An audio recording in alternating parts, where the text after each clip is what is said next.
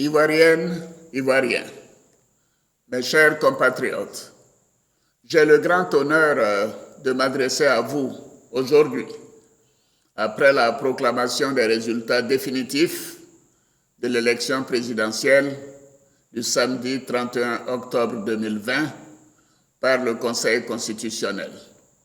Cette haute juridiction vient de me déclarer vainqueur à l'issue du premier tour de ce scrutin, important pour la stabilité et l'avenir de notre pays. Cette décision du Conseil constitutionnel, qui confirme les résultats annoncés le mardi 3 novembre 2020 par la Commission électorale indépendante, consacre ainsi l'aboutissement d'un processus électoral transparent, équitable et crédible. C'est donc avec beaucoup d'humilité et une grande fierté que j'accueille la confiance renouvelée et le soutien du peuple ivoirien à travers les 94,27% des suffrages exprimés et un taux de participation de 53,90%, supérieur au taux du scrutin présidentiel du 25 octobre 2015, qui a été de 52,86%. Mes chers compatriotes, je tiens tout d'abord à remercier le peuple souverain de Côte d'Ivoire, qui est sorti ce samedi 31 octobre pour s'exprimer dans les urnes. Je veux vous remercier et vous féliciter, chers concitoyens, pour avoir bravé les intimidations et les menaces afin de jouer votre partition dans la consolidation de la démocratie dans notre pays. Vous avez fait preuve de civisme et de patriotisme. Vous avez apporté la preuve à ceux qui en doutaient encore que le suffrage universel, encadré par l'ordre constitutionnel, constitue la seule voie de consolidation de notre jeune démocratie. À ceux qui ont voté pour moi, qu'ils soient sympathisants du RHDP ou non, je vais vous dire merci pour le choix porté sur ma personne, pour poursuivre notre action de paix et de développement de la Côte d'Ivoire et mettre en œuvre notre programme pour une Côte d'Ivoire plus solidaire, une Côte d'Ivoire meilleure. À ceux qui n'ont pas voté pour moi et à tous les Ivoiriens dont je n'ai pas eu le soutien, je veux vous dire que la Côte d'Ivoire que nous nous sommes engagés à bâtir sera également solidaire de tous. Oui, cette Côte d'Ivoire que nous avons à bâtir a besoin de tous ses enfants. Je veux donc vous assurer que je serai le président de tous les Ivoiriens, sans exclusion. Mes chers compatriotes, je voudrais à présent saluer l'important travail accompli dans un contexte particulier par le gouvernement et toutes les institutions de la République, ainsi que par l'ensemble des acteurs concernés pour permettre la tenue effective du scrutin du 31 octobre 2020. Notre pays démontre ainsi la crédibilité de ces institutions. Je félicite nos forces de défense et de sécurité qui ont su surmonter les provocations et les obstacles créés pour tenter d'empêcher la tenue du vote dans certaines localités du pays. Je salue le grand professionnalisme, le sang-froid, le discernement et le sens de l'intérêt national dont elles ont su faire preuve. Je salue également les autorités préfectorales, les chefs traditionnels et les leaders d'opinion pour leur initiative de médiation, individuelle ou collective. Je ne doute pas qu'elles ont désamorcé des crises au plan local et contribué de façon significative à l'apaisement du climat social national. C'est le lieu pour moi de saluer l'appui technique et financier de nos partenaires qui ont accepté d'accompagner, comme en 2010 et en 2015, la Commission électorale indépendante. Il s'agit notamment du système des Nations Unies à travers le PNUD, de l'Union africaine, de l'Union européenne, de l'Organisation internationale de la francophonie, de la CEDEAO, de la CENSAD, du Conseil de l'Entente. Ce sont aussi la France, les États-Unis d'Amérique, la Grande-Bretagne, la Chine, le Japon, l'Allemagne, la Suisse et la Turquie. Je remercie les organisations non gouvernementales, nationales et internationales pour leur contribution. À ce stade de mon propos, je voudrais féliciter M.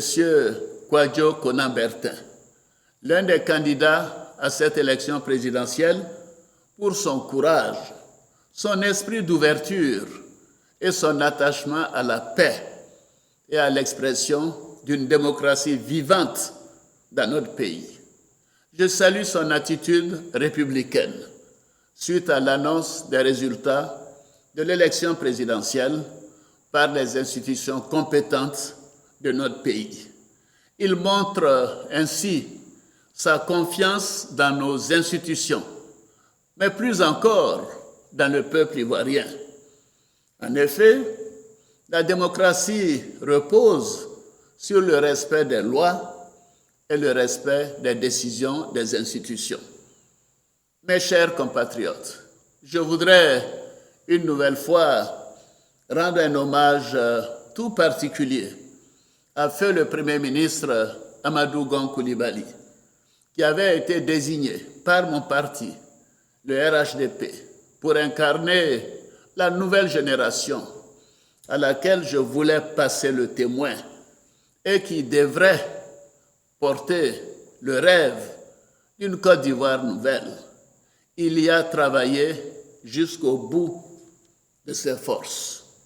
Je renouvelle mes pensées affectueuses à l'endroit de la grande famille Gon Coulibaly et je dédie cette victoire à la mémoire du Premier ministre Amadou Gon Coulibaly. Je voudrais aussi saluer la mémoire du ministre de l'Administration du Territoire et de la décentralisation, Sidiki Diakité, ce grand serviteur de l'État, qui a également œuvré jusqu'à son dernier souffle pour permettre à notre pays d'organiser cette élection. Ivoiriennes, Ivoiriens, mes chers compatriotes, ce scrutin est le couronnement d'un processus entamé depuis 3 ans, marqué par plusieurs dialogues du gouvernement avec les différents acteurs de la scène politique nationale et de la société civile. Que ce soit la recomposition de la Commission électorale indépendante ou le Code électoral, les réformes introduites n'ont concerné que les points ayant fait l'objet de consensus entre les participants à ces échanges. Ces réformes ont été par la suite examinées et adoptées par l'Assemblée nationale et le Sénat. À l'issue de ce processus électoral, nous déplorons malheureusement les incidents provoqués par l'opposition politique, avec des conséquences parfois dramatiques dans certaines localités de notre pays.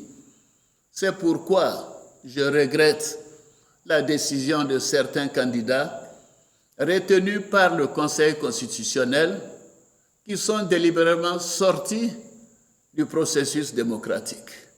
En raison de cette attitude, je déplore que de nombreux Ivoiriens aient été privés d'exercer leurs droits civiques. J'exprime ma compassion et mon soutien à toutes les familles qui ont perdu des proches, aux blessés et à tous ceux qui ont subi des pertes matérielles à l'occasion des actes de violence injustifiés commis dans le cadre du mot d'ordre de boycott actif lancé par les partis politiques de l'opposition qui ont émaillé toute la période électorale. Je pense particulièrement à la famille Messoum et à Mémé Yao Amina Thérèse, 80 ans, ainsi qu'à Diakité Aboubakar, 23 ans, de Tumodi. Je pense aussi à Sila Bangali, 17 ans, et à Kwame Philippe de Tchébissou, à Kwaku Yao Jean-Marc, 22 ans, à Diakité Younous de Yamoussoukro, à Moral Ekra de Bonois. Je m'incline devant leur mémoire. Le gouvernement sera aux côtés des victimes et de leurs familles et des efforts seront faits pour leur apporter soutien moral et réparation. Je vous invite au pardon mutuel et à la tolérance pour continuer de vivre ensemble dans la paix. Je veux vous dire aussi que ces ajustements ne resteront pas impunis. Des enquêtes seront menées afin de situer toutes les responsabilités. Les auteurs ainsi que leurs complices, où qu'ils se trouvent, seront recherchés, interpellés et traduits devant les tribunaux afin qu'ils répondent de leurs actes. Mes chers compatriotes, je voudrais rappeler que la Côte d'Ivoire revient de loin après la crise post-électorale de 2010-2011 et nous ne pouvons accepter de la voir reculer. C'est pourquoi je demande à la plateforme politique qui a choisi d'agir en dehors de l'ordre constitutionnel de mettre un terme définitif à ces initiatives.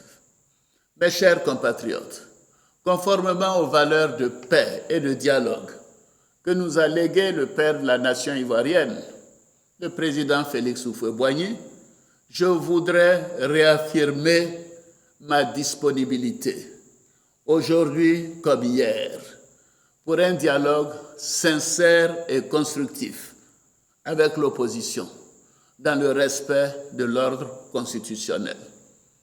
Déjà, sur mes instructions, le Premier ministre Ahmed Bakayoko a invité le 17 octobre 2020 le PDCI-RDA et le FPI, qui n'avaient pas participé aux précédentes rencontres d'échange qu'il a eues avec les partis de l'opposition, à reprendre leur place dans le dialogue politique. Pour ma part, je voudrais rappeler que j'avais marqué ma disponibilité pour une rencontre avec le président Henri Konan Bédié, président du PDCI-RDA, à l'initiative de la mission ministérielle de la CEDEAO qui s'est rendue en Côte d'Ivoire le 18 octobre dernier. Je voudrais donc inviter mon aîné, le président Henri Konan Bédié, président du PDCI-RDA, à une rencontre dans les tout prochains jours pour un dialogue franc et sincère en vue de rétablir la confiance. Je demande à tous nos concitoyens, dans un élan d'apaisement des esprits et des cœurs, d'œuvrer pour maintenir et renforcer la paix et le vivre ensemble sur toute l'étendue du territoire national. Nous avons tant à faire ensemble pour construire et consolider notre nation. Mes chers compatriotes, le temps de la compétition électorale est passé. Place maintenant au temps de l'action. Et l'action, pour moi, c'est le projet de la Côte d'Ivoire solidaire, pour lequel j'ai été élu et qui va accélérer la transformation économique et sociale de notre pays par une croissance plus inclusive. Je me réjouis du chemin parcouru depuis 10 ans et des progrès indéniables que nous avons réalisés ensemble. J'ai conscience que le chantier reste encore à parfaire, et j'entends œuvrer, comme je l'ai toujours fait depuis 2011, au rassemblement de la Côte d'Ivoire plurielle autour de notre projet de société au-delà de tous les clivages partisans. C'est pourquoi je tiens à réaffirmer que je continuerai d'être le président de tous les Ivoiriens. Je continuerai de maintenir la paix et de poursuivre l'œuvre de cohésion sociale et de réconciliation. Je m'engage à donner le meilleur de moi-même pour poursuivre l'œuvre de transformation de notre pays. Je continuerai de travailler sans relâche pour une Côte d'Ivoire de prospérité partagée et de solidarité. Je sais qu'ensemble, dans l'union, la discipline et le travail, nous parviendrons à bâtir une Côte d'Ivoire plus solidaire, une Côte d'Ivoire meilleure. Que Dieu bénisse la Côte d'Ivoire. Je vous remercie.